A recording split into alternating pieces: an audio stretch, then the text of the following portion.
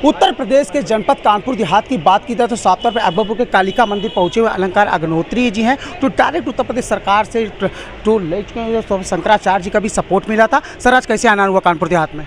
आज अब ये काली मंदिर है कानपुर देहात में, हमारे सभी जो कार्यकर्ता हैं राष्ट्रीय अधिकार मोर्चा के वो सभी यहाँ पर थे। कई बार उन्होंने बोला भी कि यहाँ पर आए और हमारी जो कार्यकारिणी गठित हो रही है उसी पर काम चल रहा है पूरे देश में और प्रदेश में। जिस तरीके से राष्ट्रीय अधिकार मोर्चा एक एक ज़िले में आगे बढ़ चुका है और जैसा मैंने बोला कि जो देश में जो जितनी विभेदकारी और जातिवादी ताकतें हैं उनसे लड़ने के लिए जो समाज में समरसता को जिस तरीके से इन्होंने ख़त्म किया है, जो राष्ट्रीय अधिकार मोर्चा विकल्प के रूप में स्थापित हुआ है। जैसा कि पहले भी मैंने बताया कि उत्तर प्रदेश में सभी 403 सीटों पर हम लोगों का प्रतिनिधित्व रहेगा।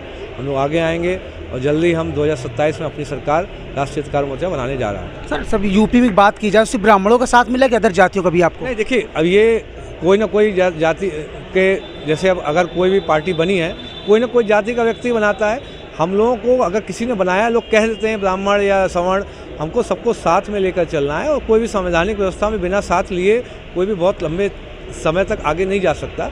हमारे साथ जो पिछड़ा वर्ग, SC ST वर्ग, अल्पसंख्यक वर्ग, सामान्य वर्ग, सभी लोगों का सामंजस्य होगा, सभी लोगों का प्रतिनिधित्व होगा।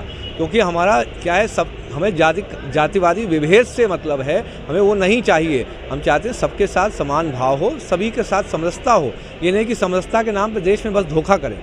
क्या मानते हैं सर, सरकार में रहें, अधिकारी के पद पे रहें, इस्तीफा दे दिया, पार्टी बना ली, कहीं ना कहीं क्या यूपी में जातिवाद हावी है? नहीं, यूपी में तो आप देख रहे हैं, यूपी ने देश में जातिवाद हावी है।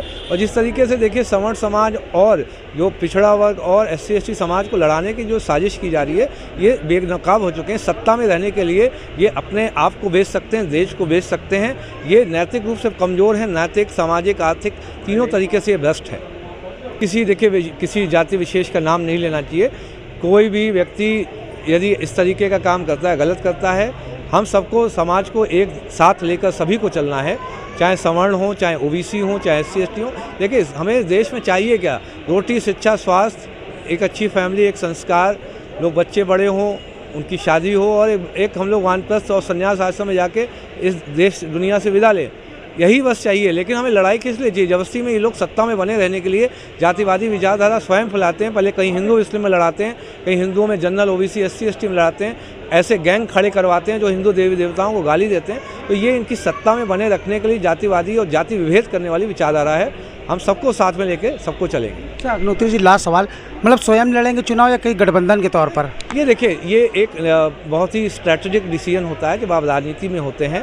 अपने समाज का हित देखते हैं, पूरे देश का हित देखते हैं और उसके साथ जाके आने वाले भविष्य में, क्योंकि हमसे कई लोग खुद आएंगे कि आप हमसे गठबंधन करें। हम नहीं जा रहे, हम तो आके चुनाव लड़ने जा रहे हैं। जिसको लगता है कि हमारे उनके साथ ज्वाइन करने से उनकी मजबूती मिलती है, हम तो स्वयं में अपने आप को मजबूत मानते हैं। Thank you sir. तो हमारे साथ में अलंकार अग्निहोत्री जी का साफ तौर पर कहना था आने वाले 2027 के चुनाव, वो विधानसभा के चुनाव में 403 सीटों पर विधानसभा चुनाव लड़ेंगे और सभी विधानसभा में अपने प्रत्याशी उतारेंगे। कानपुर देहात से बड़ी शर्मा, नेशनल समाचार, उत्तर प्रदेश।